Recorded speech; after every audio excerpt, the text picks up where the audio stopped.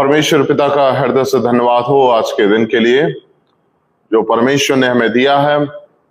ये वास्तव में परमेश्वर की दया और अनुग्रह है जो परमेश्वर ने हमें एक और मौका दिया कि हम परमेश्वर के वचन से मनन करें, परमेश्वर के वचन से सीखें, परमेश्वर के नाम को धन्य कहें।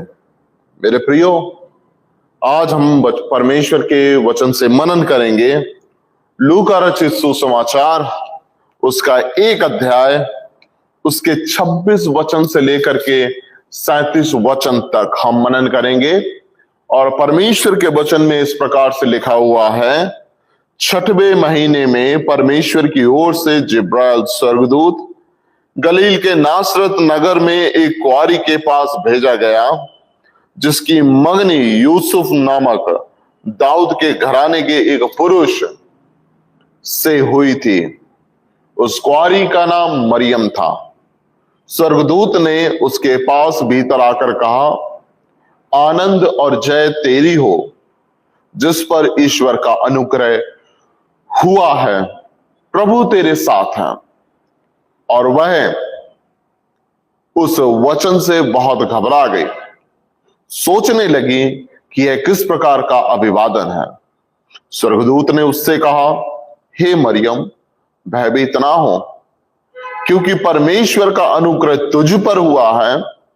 देख, तू गर्भवती होगी, तू और तेरे एक पुत्र उत्पन्न होगा, तो उसका नाम यीशु रखना। वह महान होगा और परम प्रधान का पुत्र कहलाएगा, और प्रभु परमेश्वर उसके पिता दाऊद का सिंहासन उसको देगा, और वह याकूब के घराने पर सदा राज्य करेगा, और उसके राज्य का अंत ना होगा। मरियम ने स्वर्गदूत से कहा, यह कैसे होगा? मैं तो पुरुष को जानती ही नहीं। स्वर्गदूत ने उसको उत्तर दिया, पवित्र आत्मा तुझ पर उतरेगा, परम प्रधान की सामर्थ तुझ पर छाया करेगी, इसलिए वह पवित्र जो उत्पन्न होने वाला है परमेश्वर का पुत्र कहलाएगा। और देख, तेरी कुटुंबनी इलीशिबा के भी बुढ़ापे में पुत्र होने वाला है। यह उसका जो बांझ कहलाती थी 6वां महीना है, क्योंकि जो वचन परमेश्वर की ओर से होता है वह प्रभाव रहित नहीं होता है। मेरे प्रियो, ये परमेश्वर का जीवित वचन है। इसके पढ़े और सुने जाने पर प्रभु हम सभी को आशीष दे। आमीन। हम प्रार्थना करेंगे। हमारे मुक्ति के चट्टान प्रभु परमेश्वर यीशु नासरी के नाम में हम आपके सम्मुख आते हैं। प्रभु, हम आपको हृदय की गहराइयों से धन्यवाद देना चाहते हैं इस समय के लिए जो आपने हमें दिया। प्रभु, हम आपकी सामर्थ के लिए आपको धन्यवाद कहते हैं, आपकी इच्छा के लिए आपको धन्यवाद कहते हैं, आपकी दया, आपके अनुग्रह के लिए हम आपको धन्यवाद कहते हैं, आपके हर एक अवसर के लिए जो आपने हमारी जिंदगी में दिए हैं हम उनके लिए आपको धन्यवाद कहते हैं। प्रभु, हम जानते हैं कि आपकी ये दया और अनुग्रह, आपकी ये सामर्थ है जो पिता परमेश्वर आपने हमें दी है कि हम आपके वचन से मनन करें, सीखें, अपने जीवन में लागू करें। मेरे प्रभु, होने दे कि आप हमारे मन के भूमि को ऐसा तैयार करें ताकि प्रभु हम आपके वचन को अपने जीवन में ग्रहण करने वाले बन जाएं, आपके वचन को अपने जीवन में लागू करने वाले बन जाएं, और प्रभु आपकी इच्छा हमारे जीवनों से पूरी हो जाए। प्रभु, जितने भी आपके बेटे और बेटियां इस मनन में शामिल होते हैं उन सभी को आप आशीषित करें, उन सभी को आप अपनी महिमा में इस्तेमाल करें, और होने दे परमेश्वर के जीवन से निरंतर आपके नाम को महिमा मिलती रहे। प्रभु, हम सारा आदर, महिमा, इज्जत, गौरव, जलाल सिर्फ और सिर्फ आपको देते हैं।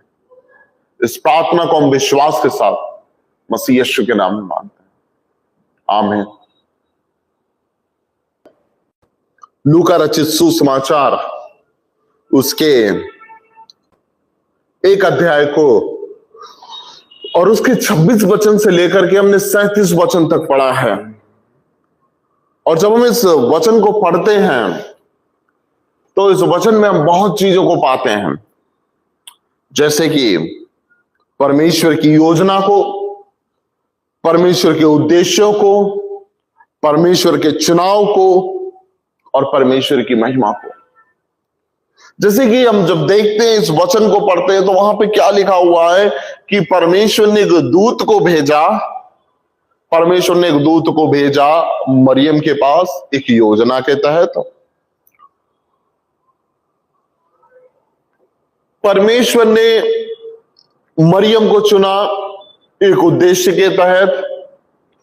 परमेश्वर ने अपनी बातों को उसके जीवन में, उसके अपने उद्देश्य को उसके जीवन में पूरा कर रहा है अपनी इच्छा के अनुसार, और परमेश्वर उसे इस्तेमाल कर रहा है अपनी महिमा के लिए। मेरे प्रियो, हम इस वचन को बहुत बार क्रिसमस के आसपास सुनते हैं, पढ़ते हैं, या कभी किसी बच्चे का बर्थडे हो, या ज्यादातर मतलब कि किसी को बच्चे की या संतान की आशीष मिली हो, उन सब अवसरों पर हम ज्यादातर इस वचन को पढ़ते हैं। और मेरे प्रियो, हमने शायद इस वचन में बहुत से, इस पैसेज से हमने बहुत ज्यादा वचन सुन रखे होंगे, लेकिन अच्छी बात यह है परमेश्वर के वचन की कि जब भी हम परमेश्वर के वचन में मनन करते हैं, परमेश्वर हमेशा हमें क्या करता है? परमेश्वर हमें एक फ्रेश मन्ना देता है। परमेश्वर हमेशा हमें एक अच्छा आत्मिक भोजन देता है और हमारी आत्मा को, आत्मिकता को हमें क्या करता है? तृप्त करता है। मेरे प्रियो, जब हम इस वचन को पढ़ते हैं तो ये वचन जो है वो हमें इंकरेजमेंट देता है, हमें आशा देता है, ताकि हम परमेश्वर पर विश्वास करें, परमेश्वर की सामर्थ्य पर विश्वास करें। मेरे प्रियो, इसमें पहली बात मैं आप सभी को बताना चाहता हूं वो ये है, the promises of God never fails. जो परमेश्वर के वादे हैं वो कभी फेल नहीं होते हैं। जो परमेश्वर के वचन होते हैं, परमेश्वर के वादे होते हैं, परमेश्वर के, जो परमेश्वर ने अपने लोगों से वादे किए, वो कभी फेल नहीं होते हैं। अब कैसे फेल नहीं होते हैं, मैं आपको वचन से बताना चाहूंगा। सबसे पहले मैं देखता हूं आदम और हव्वा के बारे में। जब हम उत्पत्ति की किताब पढ़ते हैं, उसके 3रे अध्याय को पढ़ते हैं, तो वहां वचन कहता है कि परमेश्वर ने क्या किया? आदम और हव्वा को उनके पाप के द्वारा परमेश्वर ने सजा दिया। और वचन क्या बताता है कि परमेश्वर ने क्या कहा? परमेश्वर ने हव्वा से कहा, ईव से कहा कि तेरे और इस सर्प के बीच में मैं क्या करूंगा? एक बैर को उत्पन्न करूंगा, और एक स्त्री से जो पैदा होगा वो क्या करेगा?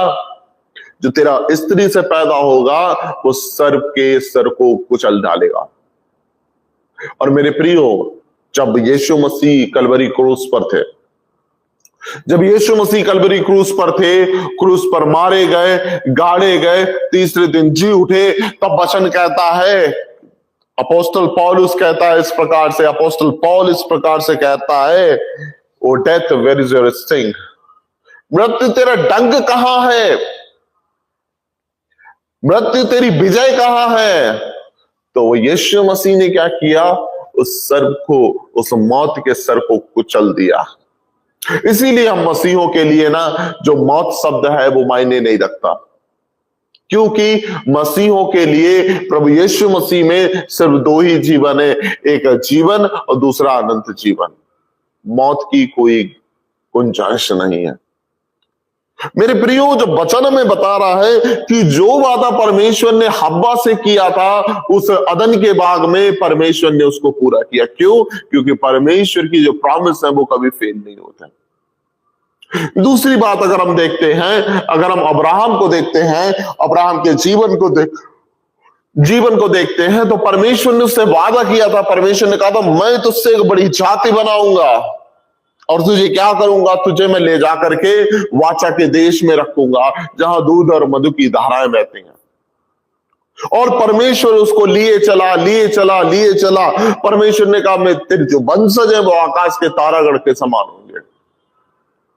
और मेरे प्रियो, आज हम और सब जानते हैं इज़राइल देश कहलाता है, और परमेश्वर ने अपने उस वाचा को, अपने उस वादे को पूरा किया। जब हम यहोशू के बारे में पढ़ते हैं, मूसा के बारे में पढ़ते हैं, मूसा से परमेश्वर ने कहा, क्या कहा कि देख, मैं हमेशा तेरे संग रहूंगा, मैं तुझे ना छोड़ूंगा ना तुझे त्यागूंगा। और जब वो फिरौन के पास गया, उस राजा के पास गया, फिरौन के पास अपनी बातों को रखने के लिए, परमेश्वर उसके साथ था। जब हम यहोशू के बारे में पढ़ते हैं तो वचन कहता है, देख मेरा दास मूसा तो मर गया है, इसलिए अब तू क्या कर, अपनी कमर बांध, हियाब बांध, और क्या कर, दृढ़ हो जा। अब तुझे मेरे लोगों को यरदन के पार लेकर के जाना, उस कनान देश में। और परमेश्वर कहता है, जैसा मैं मूसा के साथ रहा वैसा ही मैं तेरे साथ रहूंगा। परमेश्वर ने अपने वादे को पूरा किया। वचन क्या कहता है कि परमेश्वर मनुष्य के समान नहीं है जो समय के साथ साथ, सिचुएशन के साथ साथ बदल जाए। वो सदा काल का एक साई परमेश्वर। पौलुस क्या कहता है कि यीशु मसीह कल, आज और युगान युग एक जैसा है। मेरे प्रियो, परमेश्वर के वादे कभी भी क्या होते हैं, अधूरे नहीं होते हैं। The promise of God never fails. परमेश्वर के वादे कभी भी अधूरे नहीं रहते हैं। जब हम पढ़ते हैं वचन को, जब हम राजा दाऊद के बारे में पढ़ते हैं तो वचन कहता है कि राजा दाऊद अपने महल में था, अपने बिस्तर पे था, सोच रहा था। कहता है कि मैं परमेश्वर को धन्यवाद कहता हूं कि परमेश्वर ने मुझे पावर, माइट, अथॉरिटी, अच्छी वेल्थ से, हर एक चीज से तृप्त किया है, आशीषित किया है। और वो कहता है कि अब मैं क्या करूं। अब वो कहता है, लेकिन परमेश्वर ने मेरे लिए तो सब कुछ अच्छा कर दिया, लेकिन मेरा परमेश्वर तो टेंट में रहता है, तंबुओं में रहता है। और वो कहता है, ये तो अच्छी बात नहीं है। और वो कहता है, मैं अपने परमेश्वर के लिए क्या करूंगा, एक भवन बनाऊंगा। मैं अपने परमेश्वर के लिए एक भवन बनाऊंगा और मेरा परमेश्वर उस भवन में रहेगा। और इस बात से परमेश्वर उससे बहुत खुश होता है। और परमेश्वर कहता है कि दाऊद, जो ये बात तेरे मन में आई है, इस बात से मैं बहुत प्रसन्न हूं। चूंकि तूने बहुत से युद्ध लड़े हुए हैं, इसलिए तू नहीं, लेकिन तेरा जो बेटा है वो इस कार्य को पूरा करेगा। और इस बात से मैं इतना खुश हूं कि तेरा जो राज्य है उसका कभी अंत ना होगा, तेरा जो सिंहासन है वो हमेशा के लिए स्थिर रहेगा। और अभी जब हमने वचन को पढ़ा तो वो क्या कहता है कि परमेश्वर क्या करेगा, उसके पिता राजा दाऊद का सिंहासन उसको देगा और वो याकूब के घराने पर राज्य करेगा, उसके राज्य का कभी अंत ना होगा। मेरे प्रियो, ये परमेश्वर की सामर्थ है और परमेश्वर ने उस बात को पूरा किया। परमेश्वर ने उस बात को पूरा किया। मेरे प्रियो, जब हम पढ़ते हैं, प्रकाशित वाक्य को पढ़ते हैं, तो वहां पे वचन क्या कहता है कि यीशु मसीह कहते हैं कि अल्फा और ओमेगा मैं हूं, आदि और अंत मैं हूं। जब यीशु मसीह फरीसियों, शास्त्रियों से बात करते हैं तो यीशु मसीह ने क्या कहा था, अब्राहम से पहले मैं हूं। और जब हम उसको पढ़ते हैं, प्रकाशित वाक्य, तो क्या कहता है कि यीशु मसीह क्या है, वो आदि और अंत है। जब हम उसको पढ़ते हैं, यूहन्ना रचित सुसमाचार को, उसके पहले अध्याय को, तो क्या कहता है, in the beginning was the word was with God and the word was God. आदि में वचन था, वचन परमेश्वर के साथ था, वचन ही परमेश्वर था। अब मेरे प्रियो, यहाँ एक बात समझिए, यूहन्ना क्या बताना चाह रहा है। यूहन्ना बताना चाह रहा है कि the beginning begins with Jesus Christ, not Jesus Christ begins with beginning. इसका मतलब क्या हुआ कि जो शुरुआत है वो यीशु मसीह से हुई है, यीशु मसीह की शुरुआत नहीं है। वो कहता आदि में वचन था, इस उत्पत्ति से पहले भी वचन था, इस उत्पत्ति के पहले भी वचन था और इसके अंत के बाद भी वचन रहेगा। सो यीशु मसीह जो है, यूहन्ना बताना चाह रहा है कि यीशु मसीह जो है वो क्या है, वो उत्पत्ति से पहले था और अंत के बाद भी वो रहेगा। और वचन कहता है उसके राज्य का कभी अंत ना होगा, उसके राज्य का कभी अंत ना होगा। मेरे प्रियो, हम एक बात अच्छे से समझ लें, मेरे प्रियो, हम एक बात अच्छे से सीख ले और याद कर ले, अपने दिमाग में रख ले कि हमारा जो परमेश्वर है, उसके जो वादे हैं वो कभी अधूरे नहीं होते। अब देखिएगा जरा, राजा दाऊद के बाद जो उसका बेटा था सुलेमान, जिसने कि परमेश्वर के लिए भवन बनाया था, उसने भी क्या किया?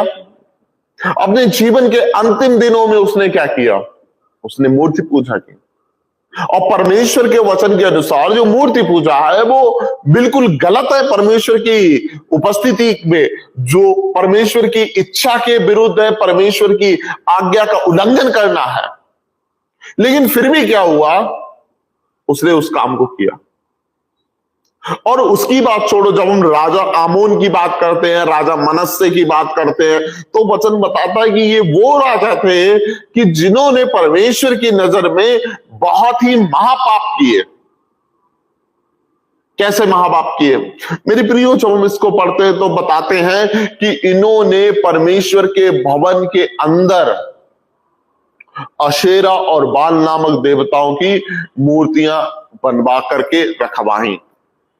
इन्होंने क्या किया? आमोन राजा ने और मनश्शे राजा ने, इन्होंने बाल देवी के लिए, बाल देवता के लिए, और जो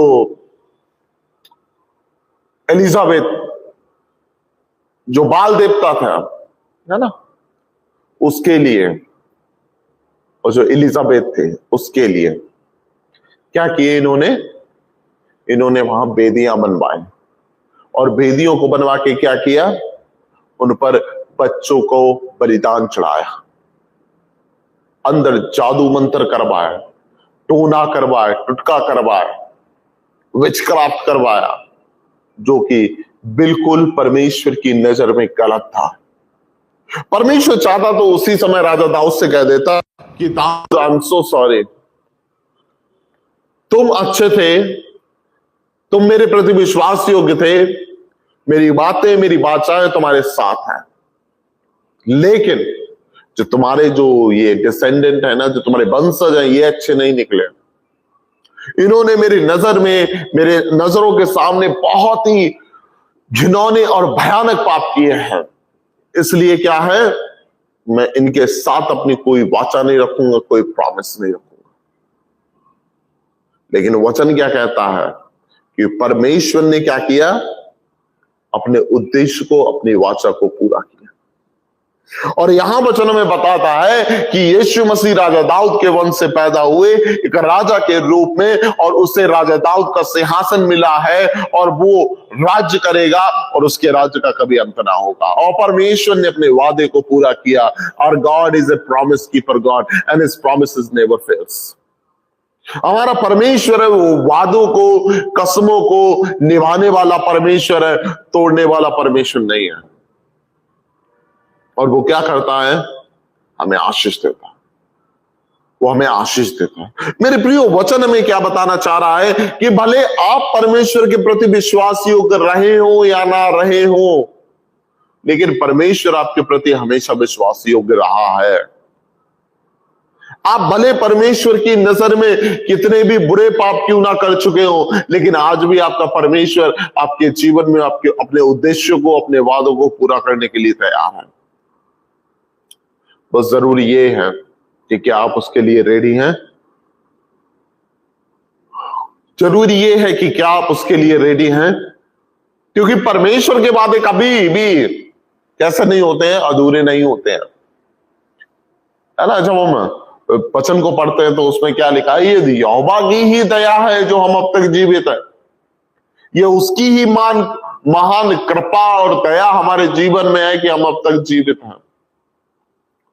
ये ऐसा नहीं है कि हम बहुत आज्ञाकारी हैं, बहुत पवित्र हैं, बहुत सामर्थी हैं, बहुत दयालु हैं, या बहुत धर्मी हैं, बहुत हम बाइबल पढ़ते हैं, बहुत प्रार्थना करते हैं, बहुत उपवास करते हैं, इस वजह से नहीं। लेकिन ये परमेश्वर की दया है कि हम जीवित हैं। और मेरे प्रियो, परमेश्वर अपनी दया के अनुसार ही हमें क्या करता है? हमें बचा करके रखता, हमें कभी भी अकेला नहीं छोड़ता। हम भले परमेश्वर के प्रति विश्वास योग्य रहे हो या ना रहे हो, ये अलग बात है, लेकिन परमेश्वर हमेशा हमारे प्रति विश्वास योग्य रहा है। और रहेगा। मेरे प्रियो, इसमें दूसरी बात अगर हम देखते हैं तो इसमें दूसरी बात क्या है, वो ये है the power of God never fails, कि जो परमेश्वर की सामर्थ्य है वो कभी भी फेल नहीं होती है। परमेश्वर की सामर्थ्य है वो कभी भी क्या होती है, फेल नहीं होती है। यहां दो बातें हैं जो देखते हैं, जिन पे मन करने जाते हैं। एक पहली बात क्या है, जो एलिशिबा है, एलिशिबा वो क्या है, उसको लोग क्या कहते थे, बांझ कहते थे। उसके बुढ़ापे में वो 6 महीने से प्रेग्नेंट है, 6 महीने की प्रेग्नेंट है। और दूसरी बात यहां क्या देखते हैं, मरियम के जीवन को, जो कि एक कुंवारी है और वो गर्भवती होने जा रही है। मेरे प्रियो, अगर हम क्या कर रहे हैं इस समय, हम एकदम मॉडर्न टेक्नोलॉजिकल वर्ल्ड में जी रहे हैं, है ना। हर एक तरह पे जहां देखो तहां, मतलब जहां पर भी हम देखते हैं वहां पर क्या है, एआई है, टेक्नोलॉजी है, सब लोग टेक्नोलॉजी की बात करते हैं, है ना। सॉफ्टवेयर है, अपडेट वर्जन है, नई नई चीजों की बात करते हैं, क्योंकि हम टेक्नोलॉजिकल वर्ल्ड में जी रहे हैं। लेकिन मेरे प्रियो, ये जो चीज है, ये दोनों इम्पॉसिबल है। और यहां पर ऐसा नहीं है कि एलिशिबा जो है वो जवान थी और उसको बच्चे नहीं हो रहे थे, उसके शादी को 5 साल हो गए थे, 10 साल हो गए थे, या 15 साल हो गए थे, या 20 साल हो गए थे, लेकिन उसको बच्चे नहीं हो रहे थे और उसकी उम्र जो थी वो भी ठीक ठाक थी। लेकिन इधर वचन क्या कहता है, बुढ़ापे में, जिसको लोग बांझ कहते थे, और इसकी सिचुएशन है वो बिल्कुल अब्राहम और सारे की जैसे है। जैसे सारा जो थी वो 90 साल की उम्र में मां बनी थी, इसकी भी स्थिति वही है। जब लोग अपने दिन गिनते हैं कि शायद कब अब शायद 5-10 साल बाद अब मुझे भी मौत आ जाएगी और हम भी मर जाएंगे, हमने अपनी जिंदगी जी ली है, हमने अपनी जिंदगी देख ली है, अब कुछ भी इस दुनिया में नहीं है, अब शायद हम ज्यादा कितना जिएंगे, 5-10 साल और जिएंगे, फिर मर जाएंगे। इस स्थिति में वचन कहता है वो 6 महीने से प्रेग्नेंट है। और अगर हम मरियम की बात करते तो वहां लिखा हुआ है एक कुंवारी गर्भवती होगी और उसका नाम यीशु रखा जाएगा। देखिए मेरे प्रिय भाइयों और बहनों, यहां पर बहुत समझने वाली बात है। मनुष्य के दिमाग से ये दोनों काम असंभव है। अब यहां पर बहुत से लोग होते हैं जो क्रिटिक करते हैं, बहुत से लोग हैं जो अपने अपने दिमाग को रखते हैं, विचार को रखते हैं, कहते हैं ऐसा कैसे हो सकता है। बहुत से जैसे ऐसे लोग हैं जो मसीहत को क्रिटिसिज्म भी करते हैं। यहाँ पर वो बोलते हैं कि अरे ये ऐसा कैसे हो सकता है, मरियम प्रेग्नेंट हो गई शादी के पहले, ये गलत है, ऐसा कैसे हो सकता है, ऐसा कभी नहीं हुआ होगा। लेकिन वचन कहता है ऐसा हुआ है। और वचन हमें ये बताना चाह रहा है इसमें कि our God has power to turn our all impossible thing into possible way। कि हमारा परमेश्वर है वो इतना सामर्थी परमेश्वर है कि वो हर एक असंभव काम को संभव तरीके से बदलने की सामर्थ्य रखता है। मेरे प्रियो, जब वचन में बता रहा है कि जब आप अपनी जिंदगी में हार मान चुके हो, एलिशिबा के जैसे, उसके पति जकरिया के जैसे, शायद वो भी अपनी पूरी जिंदगी परमेश्वर से बच्चों की आशीष के लिए प्रार्थना कर रहे होंगे,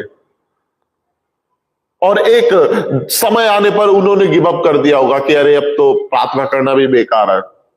क्यों? क्योंकि हम बूढ़े हो चुके हैं और अभी बायोलॉजिकली ये संभव नहीं है। शायद हो सकता है कि उन्होंने बहुत प्रार्थना की हो, बहुत उपवास किया हो, और एक समय आने पर उन्होंने क्या किया हो, गिव अप कर दिया हो कि अब तो कुछ भी नहीं होना है, रहने दो, प्रार्थना करना बेकार है। शायद लोगों ने भी उनसे कहा होगा कि अरे अब तुम इतना क्यों फालतू में जाकर के परमेश्वर के मंदिर में उसकी सेवकाई करते हो, इतना डेडिकेटेड करते हो, है ना, इससे कुछ फायदा नहीं। शायद लोगों ने भी उनका मजाक बनाया होगा कि अरे बहुत प्रभु प्रभु करते हैं, कुछ तो हुआ नहीं, है ना, एक बच्चे की संतान तक तो, इनको बच्चे की आशीष तक तो मिल नहीं पाए, इन्होंने पक्का कुछ गलत काम किया होगा, उसका इन्हें परमेश्वर ने श्राप दे दिया। मेरे प्रियो, ऐसा बिल्कुल भी नहीं है। आप अपने जीवन में कभी भी इन नकारात्मक बातों को आने ना दें। अगर आपके जीवन में बच्चों की आशीष है, ये भी परमेश्वर की आशीष है।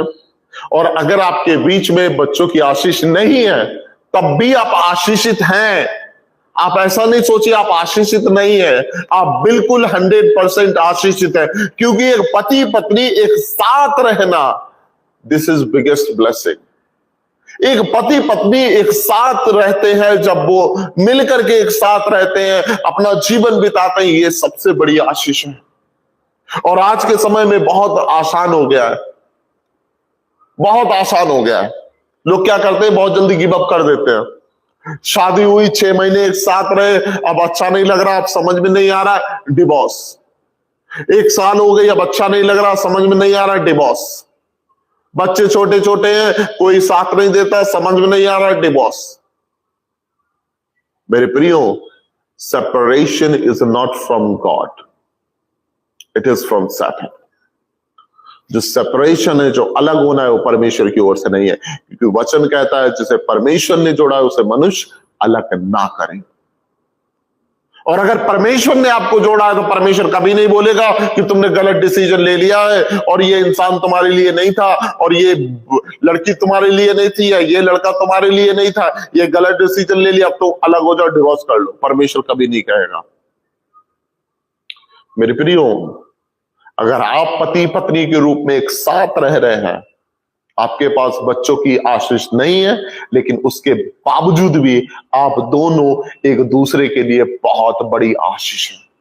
क्योंकि आपने परमेश्वर की उस वाचा को, आपने परमेश्वर के उन वादों को, जो आपने परमेश्वर के सम्मुख कहे थे अपनी शादी वाले दिन, अब तक आप उसको लेकर के चल रहे हैं। इसलिए आप आशीषित हो, इसलिए आप आशीषित हो। तो मेरे प्रियो, यहां वचन में क्या बताता है, जब परमेश्वर एलीशिबा के जीवन में असंभव काम को संभव कर सकता है, जब परमेश्वर मरियम के जीवन में असंभव काम को संभव कर सकता है, तो परमेश्वर आपके और मेरे जीवन में भी असंभव काम को संभव कर सकता है। हो सकता है आप अपने कैरियर को लेकर के बहुत चिंतित हो, आपको लग रहा है कि आप बहुत मेहनत कर रहे हैं, बहुत प्रार्थनाएं कर रहे हैं, लोग आपका मजाक बना रहे हैं और कुछ भी अच्छा नहीं हो रहा है, लेकिन फिर भी आप परमेश्वर पे भरोसा रखें। परमेश्वर सामर्थी परमेश्वर है, वो आपके हर एक असंभव काम को संभव करने में सामर्थी है। आप अपनी पढ़ाई को लेकर के बहुत चिंतित रहते हैं, आप मेहनत तो बहुत करते हैं, अच्छे मार्क्स फिर भी नहीं आ पाते, आप परमेश्वर पे भरोसा रखें। आप अपनी जॉब को लेकर के बहुत चिंतित रहते हैं, आप बहुत हार्ड वर्क करते हैं, लेकिन दूसरे तरक्की पा रहे हैं, आप तरक्की नहीं पा रहे हैं, आप परमेश्वर पे भरोसा रखिए। आपके परिवार में बहुत कलेश हो रहा है, बहुत लड़ाई झगड़े हो रहे हैं, बच्चे बात नहीं मान रहे हैं, सब कुछ लगता है बिखर गया है, टूट गया, परमेश्वर पे भरोसा रखिए। परमेश्वर सामर्थी परमेश्वर है, वो जोड़ने वाला परमेश्वर। लोग आपका मजाक बनाने दो, लेकिन आप परमेश्वर से प्रार्थना करते रहो, उस पर विश्वास करते रहो और उसको कभी ना छोड़ें। एलीशिबा और जकरिया ने, उन्होंने जिंदगी बिता दी परमेश्वर की सेवा करते हुए, और उन्हें बच्चों की आशीष नहीं मिली। लोग भी मजाक बनाते होंगे, और अभी तो खैर इतना कॉमन हो गया, इतना कुछ बड़ी बात नहीं है, लेकिन उस समय पे अगर किसी को बच्चे नहीं होते थे तो लोग उसकी परछाई पड़ना भी अपशगुन मानते थे। कोई ऐसा कपल जिनको बच्चे नहीं है, लोग उनको अपने घर बुलाना भी अपशकुन मानते थे और कहते थे कि ये कैसे हैं, ये श्रापित लोग हैं। उस परिस्थिति में भी उन्होंने परमेश्वर पर विश्वास रखा। वो भी कहते थे, यार परमेश्वर होता तो हमारी प्रार्थना सुनता, हमें भी आशीष देता, हमें कोई परमेश्वर ही नहीं है, हमें तो कोई आशीष ही नहीं दी, हम तो इतना मेहनत कर रहे हैं प्रभु के लिए, और प्रभु ने तो कुछ भी नहीं किया। लेकिन फिर भी उन्होंने विश्वास किया और परमेश्वर की इच्छा को पूरा किया। मेरे प्रियो, आपका परमेश्वर आपके हर एक असंभव काम को संभव करने में वो सामर्थ्य है, क्योंकि वो आपका परमेश्वर है। वो आपका परमेश्वर है, वो आपको प्रेम करता है, आपको सामर्थ्य से भरता है, आपको अपने अनुग्रह में चलाने की सामर्थ्य रखता है। हो सकता है बहुत बार आप कोशिश किए होंगे कि परमेश्वर, अब से मैं एक अच्छा बेटा बनने की कोशिश करूंगा, अब से मैं एक अच्छी बेटी बनकर के जीवन जीऊंगी, लेकिन आप फेल हो गए होंगे। लेकिन वचन कहता है कि परमेश्वर के लिए वो संभव है। अपने आप को परमेश्वर के हाथों में सौंपते हैं, अपने परिवार को परमेश्वर के हाथों में सौंपते हैं, अपने बच्चों को परमेश्वर के हाथों में सौंपते हैं, अपने जॉब को, अपने बिजनेस को परमेश्वर के हाथों में सौंपते हैं। परमेश्वर उन्हें फिर से फलवंत कर देगा, आशीषित कर देगा।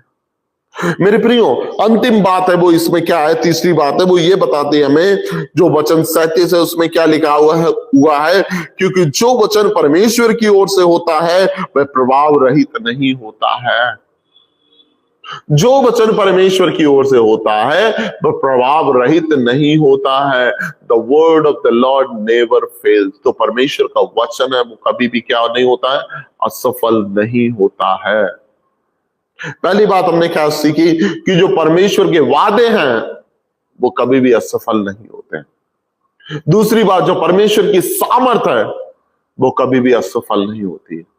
और तीसरी बात, जो परमेश्वर का वचन है वो कभी भी असफल नहीं होता है। क्यों परमेश्वर का वचन असफल नहीं होता? उसका कारण है मेरे प्रिय। वचन क्या कहता है? यूहन्ना रचित सुसमाचार 1 अध्याय के 1 वचन में, आदि में वचन था, वचन परमेश्वर साथ था और वचन ही परमेश्वर था। और वचन हमें और क्या बताता है? जब हम यूहन्ना का 1 अध्याय के 14 वचन को पढ़ते हैं तो वहां क्या लिखा हुआ है? वचन देहधारी हुआ, और वचन देहधारी हुआ, और वो कोई और नहीं लेकिन वो प्रभु यीशु मसीह था। वो कोई और नहीं लेकिन कौन था? प्रभु यीशु मसीह था। मेरे प्रियो, जो वचन जो देहधारी हुआ वो एक कोई और नहीं लेकिन परमेश्वर पिता का इकलौता पुत्र यीशु मसीह है। जब हम यीशु मसीह के जीवन को देखते हैं, वचन हमें कभी ये नहीं बताता है कि कोई यीशु मसीह के सम्मुख आया और उसने कहा कि अरे यीशु मसीह को मैंने हरा दिया, या यीशु मसीह ने कहा हो कि मैंने तुमसे हार मान ली। हमें बाइबल कभी भी ऐसा नहीं बताती है। जितने भी आए उन्होंने यही कहा कि ये परम प्रधान ईश्वर का पुत्र है। तू मुझे सताने क्यों आया, तू मुझे कष्ट देने क्यों आया, तू मुझे दंड देने क्यों आया? वो हमेशा उसकी अथॉरिटी, उसके पावर को, उसकी सामर्थ्य को प्रकट करते चले आए। चाहे सबने उसके पराक्रम को प्रकट किया। जब हम शुरुआत में देखते हैं कि जब परमेश्वर ने संसार की सृष्टि की, परमेश्वर ने शब्द के द्वारा की, वचन के द्वारा की, और जब भी परमेश्वर ने वचन बोला वो पूरा हुआ। परमेश्वर ने वचन बोला वो पूरा हुआ, अधूरा नहीं हुआ, पूरा हुआ। मेरे प्रियो, क्योंकि परमेश्वर कैसा है? वो सामर्थी परमेश्वर है, उसके वचन कभी फेल नहीं हो। मेरे प्रियो, यीशु मसीह ने क्या कहा कि जिसने मुझे देखा उसने मेरे भेजने वाले को देखा, मैं और पिता एक है। और वचन क्या कहता है? आदि में वचन था, वचन परमेश्वर के साथ था और वचन ही परमेश्वर। तो टेक्निकली जब हम अपने वचन को पढ़ते हैं, जब हम बाइबल को पढ़ते हैं, परमेश्वर के वचन को पढ़ते हैं, तब हम यीशु मसीह से बातें कर रहे हैं। तो हम क्या कर रहे हैं? परमेश्वर से बातें कर रहे हैं। और अगर हम यीशु मसीह से बातें कर रहे हैं तो हम किससे बात कर रहे हैं? परमेश्वर पिता से बातें कर रहे हैं। जब हम वचन को देखते हैं तो टेक्निकली वे किसको देख रहे हैं? हम यीशु मसीह को देख रहे हैं। और अगर हम यीशु मसीह को देख रहे हैं तो हम किसको देख रहे हैं? परमेश्वर पिता को देख रहे हैं। मेरे प्रियो, हमारे इस बिजी शेड्यूल में हम इतने बिजी हो गए हैं इस दुनिया में, अपने काम को लेकर के, अपने कैरियर को लेकर के, अपनी बातों को लेकर के इतना बिजी हो गए हैं, हमारे पास इतना टाइम ही नहीं बचता है कि हम क्या करें? वचन पढ़ सकें। हमारे पास क्या नहीं, इतना टाइम ही नहीं होता कि हम वचन पढ़ सकें। और हम क्या सोचते हैं? अभी क्या हो गया? सुबह उठते हैं, फोन उठाते हैं, फोन में एक नोटिफिकेशन आता है, आज का वचन हमने पढ़ लिया, हमने कहा थैंक यू जीसस, हो गया। कहां है हमारे बाइबल? कब हमें बाइबल पढ़ना चाहिए? क्या हमारा समय? हमें कुछ भी पता नहीं। और मेरे प्रियो, ये सब इसीलिए होता है कि आप परमेश्वर के साथ अपना समय ना बिता सको। क्योंकि शैतान जानता है कि जिस दिन आप परमेश्वर के वचन के साथ बैठ गए, जिस दिन आप परमेश्वर के वचन को पढ़ने लगे, आप यीशु मसीह को देखने लगोगे, परमेश्वर पिता को देखने लगोगे, यीशु मसीह से बातें करने लगोगे, परमेश्वर पिता से बातें करने लगोगे, और यीशु मसीह आपसे बातें करेगा, परमेश्वर पिता आपसे बातें करेगा। वो अपने योजनाओं को आपके जीवन में रिवील करेगा, आपके जीवन में सामर्थ के काम करना शुरू कर देगा, आपको आशीष देना शुरू कर देगा, अपनी महिमा के लिए इस्तेमाल करना शुरू कर देगा। इसलिए शैतान नहीं चाहता कि आप वचन को पढ़ो। वचन क्या कहता है? आकाश और पृथ्वी टल जाएगी लेकिन परमेश्वर का वचन कभी नहीं टलेगा, क्योंकि वचन कोई और नहीं लेकिन यीशु मसीह है। और क्या कहता है कि आदि और अंत मैं हूं, अल्फा और ओमेगा मैं हूं। तो अंत, इस दुनिया का अंत हो जाएगा लेकिन यीशु मसीह का अंत नहीं होगा, क्योंकि अंत के बाद भी वो है और उत्पत्ति के पहले भी वो था। वचन क्या कह रहा है? आकाश और पृथ्वी टल जाएंगे लेकिन परमेश्वर का वचन नहीं टलेगा, क्योंकि यीशु मसीह कभी टलने का नहीं। वो एक सामर्थी परमेश्वर। जब हम भजन संहिता पढ़ते हैं तो वहां क्या लिखा है कि परमेश्वर ने अपने नाम से ज्यादा, अपने पवित्र नाम से ज्यादा अपने वचन को महत्व दिया है, क्योंकि वो वचन कोई और नहीं लेकिन यीशु मसीह। मेरे प्रियो, जरूरी ये है कि हम उस वचन पर ध्यान दें। जरूरी ये है कि हम उस वचन को पढ़े, उसके साथ समय बिताएं, ताकि जो परमेश्वर की योजनाएं हैं, परमेश्वर के जो सामर्थ्य के काम है, वो हमारे जीवन में प्रकट होने लगे। क्योंकि वचन हमें क्या बता रहा है कि यीशु मसीह कैसा परमेश्वर है? सामर्थी परमेश्वर है। उसके वचन कभी भी कैसे नहीं होते? फेल नहीं होते हैं। मेरे प्रियो, जरूर ये है कि हम क्या करें?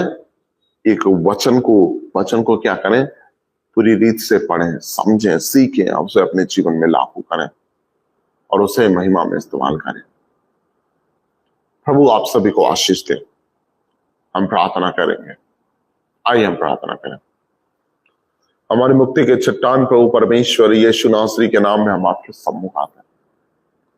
प्रभु हम धन्यवादित हैं इस मेडिटेशन के लिए जो आपने हमें सुंदर मौका दिया।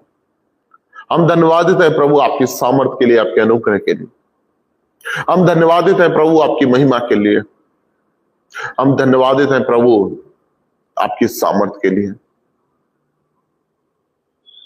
प्रभु हम अपने जीवनों को आपके सम्मुख रखते हैं। प्रभु हमारे जीवनों को आप संभालें, आप अनुग्रह के द्वारा चलाएं, अपनी महिमा को, अपनी सामर्थ को हमारे जीवनों में उड़ेलें और खुदावन उसे आप अपनी इच्छा के अनुसार इस्तेमाल करें। प्रभु होने दे कि हम इस बात को याद रखें कि आपने हमें कभी भी अकेला नहीं छोड़ा है। आपने हमेशा अपनी महिमा में हमें इस्तेमाल किया है। प्रभु बहुत बार ऐसा होता है कि हम जाने अनजाने में आपसे बहुत दूर चले जाते हैं, लेकिन प्रभु हम धन्यवाद देते हैं कि आप हमेशा हमारे साथ रहते हैं, आप हमेशा हमें संभालते हैं और अपनी महिमा में इस्तेमाल करते हैं।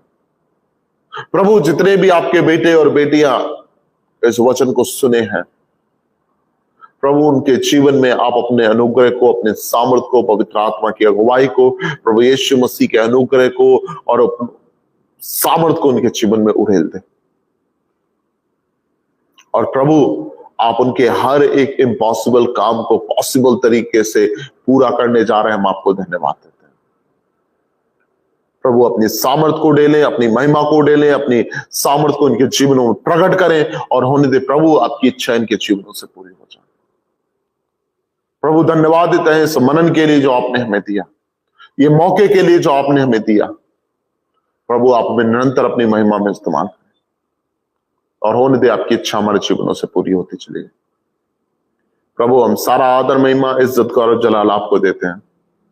प्रार्थना को यीशु मसीह के नाम में मांगते हैं, आमीन। प्रभु आप सभी को आशीष दे। मेरे प्रियो मसीह में भाई और बहनों, मैं आप सभी का हृदय से धन्यवाद करता हूं और मैं आशा करता हूं कि हम जल्द से जल्द फिर से मिलेंगे एक अच्छे मनन को लेकर के। आप जरूर इस पे जुड़ते रहिए, परमेश्वर की आशीषों को प्राप्त करते रहिए। और जो भी आपको परमेश्वर का वचन अगुवाई में देता है कि जो भी वचन आपको समझ नहीं आ रहा है, या आपका कोई भी सवाल है, या आप किसी टॉपिक पे वचन को समझना चाह रहे हैं, या आपको कोई भी पैराबल है, या कोई भी दृष्टांत है, या कोई भी बाइबल का पैसेज है, आपको उस पर मनन करना है, अगर आपको समझ में नहीं आ रहा है तो आप प्लीज जरूर हमें कमेंट बॉक्स में बताएं, ताकि हम क्या करें उसको लेकर के आपको एक डीप बाइबल स्टडी के लिए हम आपके पास आएंगे। और वो वचन से हम जरूर कोशिश करेंगे प्रभु की सामर्थ के द्वारा आपके उस टॉपिक को क्लियर करने में, उस वचन को क्लियर करने में। और हम चाहते हैं कि आप निरंतर, आप जहां कहीं भी हो, आप निरंतर परमेश्वर की सामर्थ में बढ़ते चले जाएं। आप निरंतर परमेश्वर के वचन को सीखें, डीप तरीके से सीखें, समझें और अपने जीवन में लागू करें। प्रभु आप सभी को आशीष दे। आमीन।